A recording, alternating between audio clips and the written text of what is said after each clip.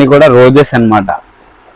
Red colour, white colour, pink colour, maroon colour, ఇలా different colours తో అయితే మన దగ్గర ఫ్లవర్స్ అనేది అవైలబుల్ గా ఉన్నాయి. ఇవి ఎలా పెట్టాలి ఏంటి అనేది ఇప్పుడు క్లియర్ గా మీకైతే చూపిస్తాను, మీరైతే చూడొచ్చు.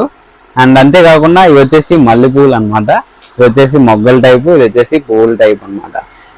ఇవన్నీ కూడా అయితే మన దగ్గర ఫుల్ స్టాక్ అయితే ఉంటుంది ఎనీ టైం అన్నమాట. ఇలా అయితే పూలతో నిండిపోతూ ఉంటుంది అన్నమాట అన్న షాపు.